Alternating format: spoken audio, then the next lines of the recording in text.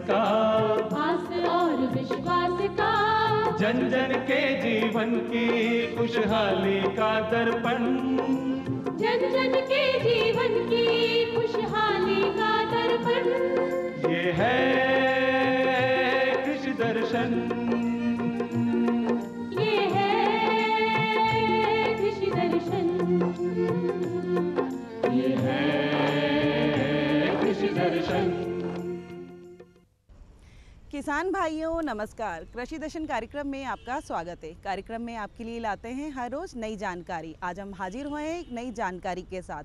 आज हम बात करेंगे केंद्र सरकार की किसानों के लिए कल्याणकारी योजनाओं के बारे में। पर उससे पहले कार्यक्रम में वक्त हो चुका है खबरें खेती की। किसान भाइयों नमस्कार। खबरें खेती की में आप सभी का स्वागत है। आइए सबसे पहले नजर डालते हैं खेती से जुड़ी आज की कुछ खास खबरों पर।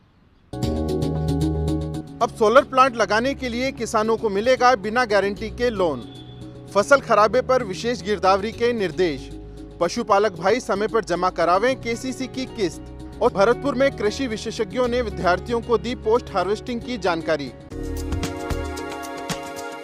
प्रदेश के किसानों को अब पीएम कुसुम योजना के तहत बंजर और बेकार जमीन पर आधा किलोवाट से लेकर 2 मेगावाट तक के सोलर प्लांट लगाने के लिए बैंकों से बिना गारंटी के लोन मिल सकेगा। ऊर्जा विभाग के अतिरिक्त मुख्य सचिव डॉक्टर सुबोध अग्रवाल ने कहा कि मुख्यमंत्री अशोक गहलोत इस स्कीम के क्रियान्वयन को लेकर काफी गंभीर हैं। वे किसानों को इस योजना में आसानी से फंडिंग के लिए केंद्र सरकार से भी आग्रह कर चुके हैं। मुख्यमंत्री ने किसानों के हित में सीधे बैंकों से विभिन्न मसलों पर विस्तार से बातचीत करके पक्ष रखा। इसके बाद बैंकों ने बिना गारंटी के लोन देने पर सहमति व्यक्त कर दी है। उन्होंने कहा कि प्रधानमंत्री किसान ऊर्जा सुरक्षा और उत्थान महाअभियान 3 कंपोनेंट में संचालित हो रहा है। इसमें एक कंपोनेंट में राजस्थान बिजली वितरण निगमों के 3311 केवी सब स्टेशन के 5 किलोमीटर दायरे में किसानों की बंजर और अनुपयोगी भूमि पर आधा किलोवाट से लेकर 2 मेगावाट क्षमता के सोलर एनर्जी प्लांट की स्थापना कर सकते हैं। इन सोलर संयंत्रों पर उत्पादित बिजली की 3 रुपये 14 पैसे की दर पर 25 साल तक खरीद की जाएगी। व्यवस्था के तहत लोन की किस्त डिस्कॉम सीधे बैंकों में काश्तकारों के खातों में जमा कराएगा। शेष रकम काश्तकार के खाते में जमा हो जाएगी। मुख्यमंत्री अशोक गहलोत ने फसलों में हुए नुकसान के आकलन के लिए विशेष गिरदावरी के निर्देश दिए हैं। मुख्यमंत्री ने प्रदेश के विभिन्न जिलों में जारी शीतलहर, पाले और ओलावृष्टि के कारण फसलों को हुए नुकसान के मद्देनजर किसानों को राहत देने के लिए तुरंत प्रभाव से विशेष गिरदावरी कराने के निर्देश दिए हैं। प्रदेश के विभिन्न जिलों में शीतलहर, पाले और ओलावृष्टि से फसलों को हुए नुकसान की प्रारंभिक सूचना मिली है। इसके आधार पर मुख्यमंत्री ने विशेष गिरदावरी कर जल्द से जल्द रिपोर्ट भिजवाने के निर्देश दिए हैं। रिपोर्ट के आधार पर मुआवजे की कार्यवाही की जाएगी। पशुपालक भाई पशु किसान क्रेडिट कार्ड के तहत ली गई पूरी रकम को ब्याज सहित समय पर जरूर जमा करवा दें, वरना 8% ज्यादा ब्याज जमा कराना होगा। अगर आपने पशु किसान क्रेडिट कार्ड स्कीम के तहत पैसा लिया है और समय पर उसे नहीं लौटा रहे हैं तो यह जेब पर भारी पड़ने वाला है। केसीसी योजना के तहत ली गई लोन की रकम यदि 1 साल के दौरान ब्याज सहित वापस बैंक में जमा नहीं करवाई जाती है तो पशुपालक को 12% सालाना ब्याज दर से भुगतान करना होगा, जबकि समय पर पैसा लौटाने वालों को केवल 4% ब्याज के हिसाब से पैसा लौटाना होता है। गौरतलब है कि पशु किसान क्रेडिट कार्ड स्कीम के तहत गाय, भैंस, भेड़, बकरी और मुर्गी के रखरखाव के लिए 3 लाख रुपए तक का लोन दिया जाता है ताकि पशुपालकों की आर्थिक स्थिति सुधर सके। छोटे किसानों की पशुपालन से होने वाली आय को बढ़ाने के उद्देश्य से यह योजना चलाई जा रही है। पशुओं की अच्छी देखभाल करने के लिए आप पशु किसान क्रेडिट कार्ड के तहत सबसे सस्ता लोन ले सकते हैं। वहीं कार्ड धारक को सालाना 7% साधारण ब्याज दर पर बैंक कर्ज देता है। यदि पशुपालक अपने लोन का समय पर भुगतान करता है तो उसे केंद्र सरकार 3% ब्याज अनुदान देगी। इस तरह लाभार्थी को यह लोन केवल 4% ब्याज के हिसाब से लौटाना होगा। ब्याज में छूट अधिकतम 3 लाख रुपए तक की ही मिलती है। भरतपुर के कृषि महाविद्यालय कुम्हेर के कृषि स्नातक विद्यार्थियों को कृषि विशेषज्ञों ने पोस्ट हार्वेस्टिंग की जानकारी प्रदान की। इस दौरान विद्यार्थियों को अन्य जानकारियों से भी अवगत कराया गया। ग्रामीण विकास उद्यम योजना के तहत कृषि महाविद्यालय कुम्हेर में कृषि स्नातक विद्यार्थियों को कृषि विशेषज्ञों ने पोस्ट हार्वेस्टिंग की जानकारी प्रदान की। महाविद्यालय के डीन डॉक्टर उदयभान सिंह ने कहा कि फल और सब्जियों का मूल्य संवर्धन करने से लाभ 6 गुना बढ़ जाता है। उन्होंने कहा कि किसान और विद्यार्थी किसान उत्पादक संघ बनाकर उद्यम स्थापित करें। इससे स्वरोजगार के अवसर बढ़ने के साथ ही जल्दी खराब होने वाले फसल और सब्जी जैसे उत्पादों को बचाया जा सकेगा। इस दौरान डॉक्टर श्वेता सिंह ने कृषि स्नातक विद्यार्थियों को पोस्ट हार्वेस्टिंग तकनीक के तहत आंवले का लड्डू और जैम बनाना सिखाया। वहीं विशेषज्ञों ने विद्यार्थियों को भारतीय अनुसंधान परिषद नई दिल्ली की जारी नई गाइडलाइन के बारे में भी बताया। नई गाइडलाइन के तहत कृषि विद्यार्थियों के लिए 1 वर्ष का इंटर्नशिप अनिवार्य किया गया है। किसान भाइयों, खबरें खेती की में आज इतना ही। आप देखते रहिए कृषि दर्शन। नमस्कार। किसान भाइयों, कार्यक्रम में एक बार आपका फिर से स्वागत है। कार्यक्रम की शुरुआत में हमने आपको बताया था आज हम जानकारी लेंगे केंद्र सरकार की किसानों के लिए कल्याणकारी योजनाओं के बारे में। तो आइए देखते हैं इस विषय पर एक विशेष कार्यक्रम। किसानों के कल्याण के लिए केंद्र सरकार द्वारा विभिन्न प्रकार की योजनाएं चलाई जा रही है। किसानों का जीवन स्तर ऊंचा उठे, किसान खुशहाल हो और किसान की प्रगति कैसे सुनिश्चित हो, इसके लिए समय समय पर केंद्र सरकार विभिन्न प्रकार की किसान कल्याणकारी योजनाएं लेकर आती रहती है। चाहे बात प्रधानमंत्री फसल बीमा योजना की हो या हो किसान सम्मान निधि की, किसानों को किस प्रकार से आत्मनिर्भर बनाया जा सके, इसके लिए केंद्र सरकार लगातार प्रयास कर रही है। किसानों को चाहिए कि इन योजनाओं का ज्यादा से ज्यादा फायदा उठाए और अपनी प्रगति का रास्ता तय करें। किसानों को बुवाई से लेकर फसलों की कटाई तक एक तरह से मजबूत बनाए रखने के लिए विभिन्न प्रकार की योजनाएं किसानों के लिए काम कर रही है। किसानों के खाते में सालाना किश्तों के रूप में 6,000 रुपये सीधे स्थानांतरित किए जा रहे हैं। यह बहुत बड़ा संबल है हमारे किसान भाइयों के लिए। प्राकृतिक आपदाओं का किसानों के साथ गहरा संबंध है। किसान जब पूरे साल मेहनत करता है और प्राकृतिक आपदाओं से जब उसकी फसल नष्ट हो जाती है, तो ऐसे में प्रधानमंत्री फसल बीमा योजना के द्वारा किसानों को नुकसान हुई फसलों के एवज में मुआवजा दिया जाता है। इस प्रकार हम देख सकते हैं कि किसानों को आत्मनिर्भर और मजबूत बनाए रखने के लिए समय समय पर विभिन्न योजनाएं आती रहती है। इन्हीं सब योजनाओं के बारे में हमारी कृषि दर्शन की टीम ने बात की केंद्रीय कृषि एवं किसान कल्याण राज्य मंत्री कैलाश चौधरी से। आइए मिलते हैं इनसे और लेते हैं यह विशेष जानकारी। माननीय प्रधानमंत्री जी ने जैसा कि कहा है कि 2022 तक हमारे किसानों की इनकम डबल करना है और उसी दिशा में सरकार काम कर रही है। और इसमें किसान की लागत कैसे कम हो और किसान उत्पादन में कैसे वृद्धि हो और मार्केट कैसे मिले और उसका इंफ्रास्ट्रक्चर कैसे हम मजबूत कर सकें, इस दिशा में सरकार काम कर रही है। और जैसा कि हम सब जानते हैं कि आने वाले समय के अंदर हम किसानों को आत्मनिर्भर बनाएं और इस दृष्टि से एग्रीकल्चर इंफ्रास्ट्रक्चर फंड का भी प्रावधान किया है। 1 लाख करोड़ रुपए का उसमें प्रावधान किया है और साथ ही 10,000 FPO बनाए जा रहे हैं। हमारे जो छोटे किसान हैं उनका समूह बने और वो किसान स्वयं अपने उत्पादन करने के बाद में मार्केट में वो प्रोसेसिंग करके और खुद पैकिंग करके और बेचे और एक्सपोर्ट की दिशा में जाए। इस दिशा के अंदर भारत सरकार काम कर रही है और इसके लिए भारत सरकार ने कृषि का बजट भी बढ़ाया है। जैसा कि पहले एक समय था जब कृषि का बजट 2013 से पहले सिर्फ 23,000 करोड़ रुपए अधिकतम रहा और आज कृषि का जो बजट है वो 1 लाख और 23,000 करोड़ कृषि का बजट है। यानी कि 1 लाख करोड़ रुपए अधिक है कृषि का बजट। तो मुझे लगता है कि अब किसानों के लिए जो योजना है वो नीचे तक पहुँचे और प्रत्येक किसान तक पहुँचे, इसके लिए लगातार प्रयास किए जा रहे हैं। और निश्चित रूप से इसके लिए किसानों को आज संबल भी दिया जा रहा है। आज किसानों के लिए किसान सम्मान निधि के तौर पर 10 करोड़ से अधिक किसानों को 2,000 रुपये प्रति 4 महीने के अंदर दिए जा रहे हैं। हर साल 6,000 रुपये दिए जा रहे हैं। तो ये भी किसानों को एक सम्मानपूर्वक उनका सम्मान बढ़े, इस दृष्टि से ये किया जा रहा है। तो मुझे लगता है कि अब वो समय दूर नहीं है कि जब किसानों की इनकम बढ़े, डबल हो। तो इस दिशा में भारत सरकार है वो काम प्रयास और लगातार करती आ रही है। मिलेट्स के तौर पर बाजरे को देखा जाता है कि बाजरे में जो मिलेट्स है, और 2023 का जो वर्ष है वो मिलेट्स ईयर के रूप में हम मनाएंगे। पूरे विश्व में मिलेट्स ईयर मनाया जाएगा।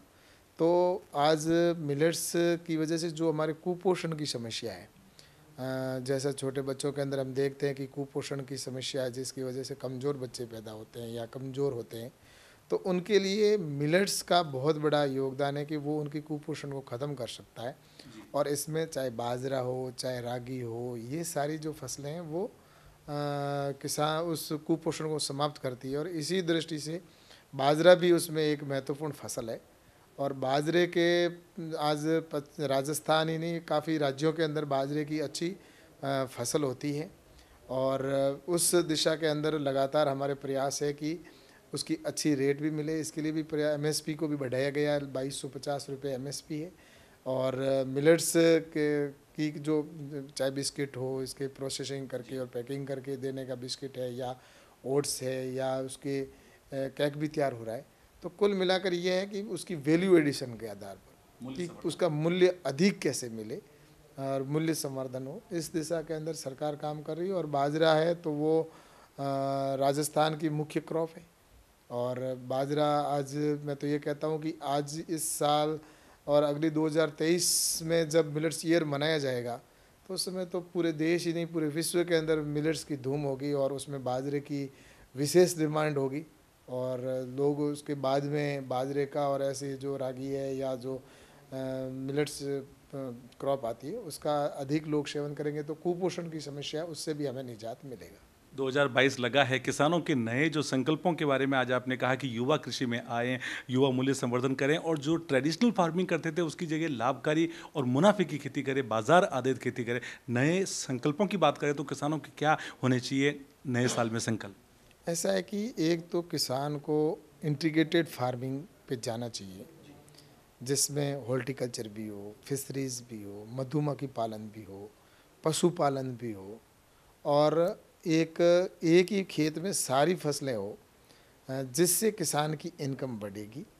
और दूसरा, जो किसान उत्पादन मंडी के अंदर बेचता है उसकी जगह पर वो वैल्यू एडिट करके और उसकी फसल को बेचे, खुद प्रोसेसिंग लगाए, FPO बनाए और उसमें अपनी खुद की कंपनी बनाए।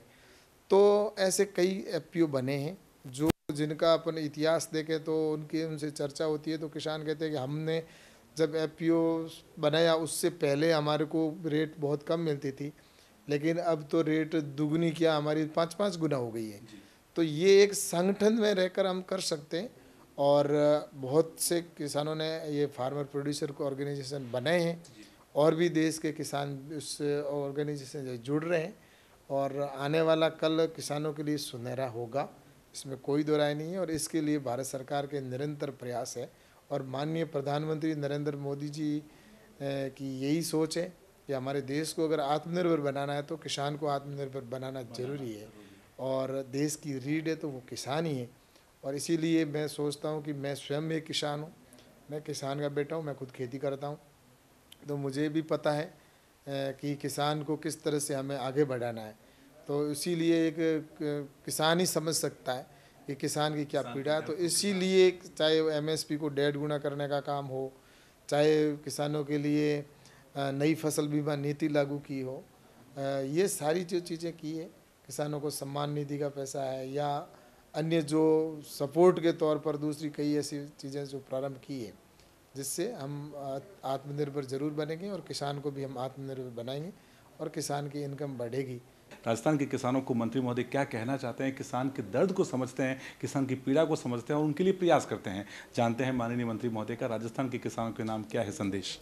मेरा तो एक ही इच्छा है कि जो किसान और किसानी से पलायन करके और जो नौकरी की ओर भाग रहे हैं, तो वो युवा वो वापस खेती की ओर आए, और तभी मैं मानूंगा कि वास्तव में हमारी सार्थक कदम है और उस दिशा में हम काम कर रहे हैं। क्योंकि आज पहले कहते थे कि उत्तम खेती, मध्यम व्यापार, नौकरी को लास्ट में पसंद करते थे, लेकिन 60 साल जो हुआ उसकी वजह से किसान का बेटा है वो नौकरी की तलाश में बाहर जाना चाहता है, खेती नहीं करना चाह रहा था। तो अब एक ही है कि अब मुझे जहाँ भी मैं देखता हूँ तो आज कई ऐसे लोग हैं, मेरे युवा साथी हैं, जो पिछले 5-7 साल के अंदर प्रधानमंत्री माननीय नरेंद्र मोदी जी के प्रधानमंत्री बनने के बाद में जो उन्होंने चाहे इंफ्रास्ट्रक्चर फंड हो या अन्य तरह से जो सहायता की है और नई नई स्कीमें निकाली है, जिसकी वजह से जो हमारा स्टार्टअप है वो स्टार्टअप अब नई नई टेक्नोलॉजी को ला रहा है। नई टेक्नोलॉजी के माध्यम से किसान जो हमारा युवा साथी है वो नौकरी की ओर न जाकर खुद खेत के अंदर रिसर्च करने लगा है, नई टेक्नोलॉजी को लाकर खेती करने लगा है।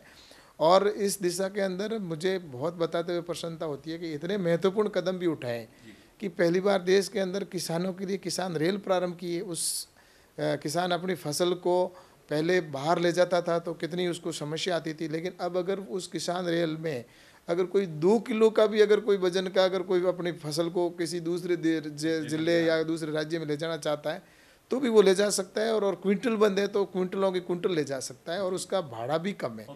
तो एक ये हो गया। दूसरा, ये जो किसान उड़ान है जिसमें फ्लाइट से भी वो ले जा सकता है एक राज्य से दूसरे राज्य, एक से दूसरे देश के अंदर। और साथ ही ड्रोन टेक्नोलॉजी को पहली बार उपयोग हुआ। ये नवाचार है कि ड्रोन के माध्यम से आज पेस्टिसाइड होगा। पहले किसान पेस्टिसाइड का छिड़काव करता था तो वो अपने स्वयं की उसके कई तरह की बीमारी भी हो जाती थी, उसके सांस लेने से उसके अंदर कोई तरह की पेस्टिसाइड की वजह से उसको नुकसान होता था। लेकिन अब एक तो वो किसान अकेला पूरे जो 5 दिन के अंदर या 10 दिन के अंदर वो खेत में घूमकर जो पेस्टिसाइड का या अपने जो होता था उसको छिड़काव करता था, आज वो अपने एक स्थान पर खड़ा होके पूरे खेत के अंदर आराम से छिड़काव कर पाएगा और उसका पेस्टिसाइड का उसके शरीर पर भी असर नहीं होगा। ये टेक्नोलॉजी लाकर इसकी परमिशन माननीय प्रधानमंत्री जी को मैं बहुत बहुत धन्यवाद दूंगा कि ऐसी टेक्नोलॉजी तो पहले ही थी, दूसरे देशों में चल रही थी, लेकिन हिंदुस्तान के अंदर पता नहीं क्या कारण रहा कि इस टेक्नोलॉजी को लाने से मना रहा। लेकिन जैसे ही हमने बात की तो इसका उपयोग हुआ, और उपयोग का हमने शुरुआत भी ऐसे स्थान से की जब देश के ऊपर इस बात का संकट था कि टिड्डी आ रही थी, और टिड्डी का सबसे ज़्यादा राजस्थान में नुकसान हो रहा था, और वो भी पश्चिमी राजस्थान पाकिस्तान की सीमा से आई। तो उस समय हमने पहली बार ड्रोन से पेस्टिसाइड छिड़काव करके और उस टिड्डी को मारने का काम किया था, हेलीकॉप्टर से भी छिड़काव किया। तो इस दिशा में ज़रूर मुझे लगता है कि नई टेक्नोलॉजी ला रहे हैं, और राजस्थान के अंदर बहुत कुछ गुंजाइश है, क्योंकि राजस्थान है चाहे आज, क्योंकि ये एक ऐसा क्षेत्र है जहाँ रेगिस्तानी क्षेत्र भी है और ऑर्गेनिक का बहुत बड़ा क्षेत्र है, स्कोप है, क्योंकि यहाँ पर के किसान है वो पेस्टिसाइड का बहुत कम उपयोग करते हैं, सिर्फ बरसात आधारित पे खेती होती है। तो ऑर्गेनिक जोन के तौर पर हम देख रहे हैं कि भविष्य के अंदर वो जिले चिन्हित करके और वहाँ पर ऑर्गेनिक जोन घोषित हो जाए। तो इसके अंदर जो प्रधानमंत्री जी का लक्ष्य है कि हमें प्राकृतिक खेती को बढ़ावा देना है, तो प्राकृतिक खेती की दृष्टि से राजस्थान के अंदर बहुत स्कोप है। मेडिसिनल प्लांट हैं, उनको हम बढ़ावा देना चाहते हैं कि मेडिसिनल प्लांट राजस्थान के अंदर जिस तरह से है, तो मेडिसिनल प्लांट है तो वो किसान को साइड इनकम देने में बहुत अच्छे उपयोगी सिद्ध होंगे। और जैसा कि किसान स्वयं मधुमक्खी का पालन भी करे, उसके लिए अपने ही खेत के अंदर वो पशुपालन का भी करे, इस दिशा में भी सरकार काम करेगी, डेयरी का और सारा जो करेगी। तो राजस्थान के अंदर मैं कह सकता हूँ, राजस्थान ही नहीं पूरे देश के अंदर वो समय आने वाला है कि जब लोग पलायन करके जा रहे थे खेती को छोड़ के, वो वापस खेती की ओर आए। आपने कहा कि उत्तम खेती वाली जो संकल्पना है वो साकार होती दिखेगी। माननीय मंत्री महोदय का कहना है कि उत्तम खेती थी, उत्तम खेती है और उत्तम खेती रहेगी। आपका हमेशा कहना है कि नवीन तकनीकी के साथ, नवाचारों के साथ किसान खेती करे, आगे बढ़े। केंद्र सरकार उनके साथ है, हर संभव उनके कल्याण को समर्पित है। माननीय मंत्री महोदय का बहुत बहुत आभार और बहुत बहुत आपका अभिनंदन और शुक्रिया। किसान भाइयों, ये योजनाएं आपके लिए हैं।